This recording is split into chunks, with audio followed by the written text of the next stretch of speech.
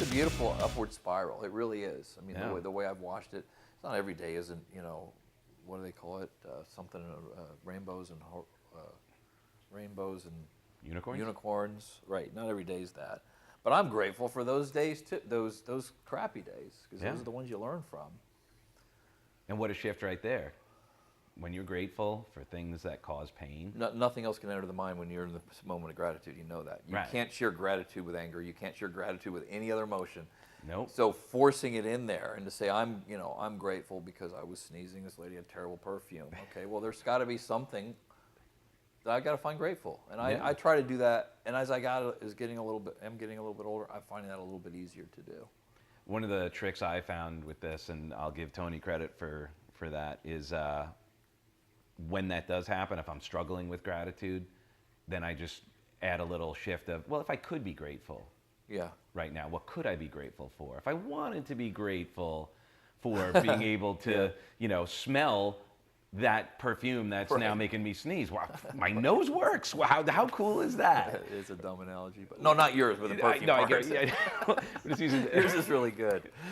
You're right. No, but we talked this morning about that difference between motivation, inspiration, and aspiration. I think that's something that is, as I look back almost on a post-mortem of my life, I mean, I'm not dead yet, but I can look back and say, wow, now I know motivation doesn't last, wasn't meant to last.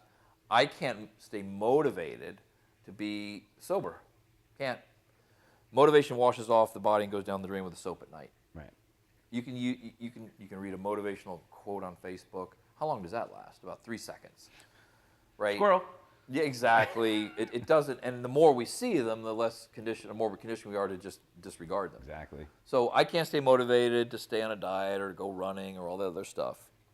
Oh, that's a bummer. But you know what? There's a little bit of a relief to know that we are not, as a species, meant to stay motivated. Inspiration lasts about as long as a bad sunburn. So you've been sunburned before, they last a week, you peel away, then you're back. So you can read an inspirational book, and it'll last for a while. I mean, I've had some that last a while, or watch an inspirational movie. Eventually it wears off.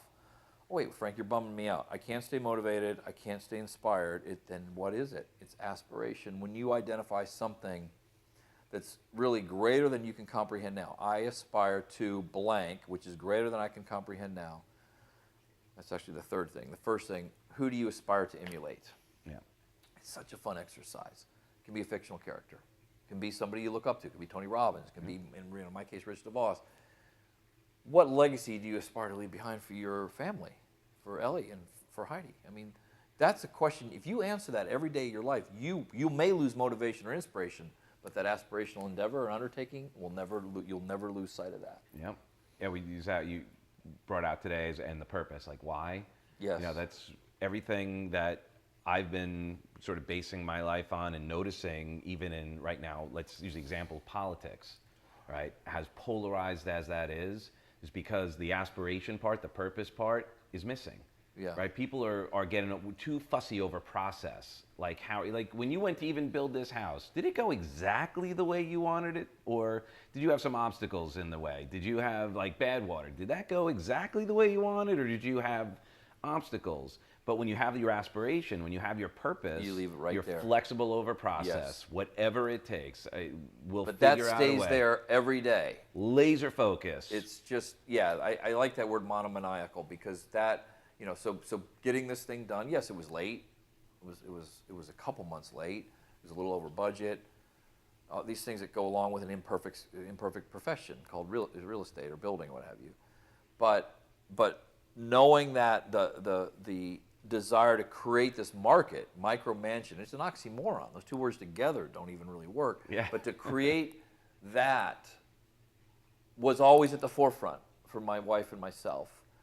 And contrary to the naysayers, isn't a micro-mansion just a small house? That was a great one I saw somebody saying. I'm like, not necessarily, because you take the beauty and the grandeur of the opulence and you just shrink it down. You won't find finishes in a house this size anywhere else. That's the primary difference. So my buyers are used to this kind of finish. Right.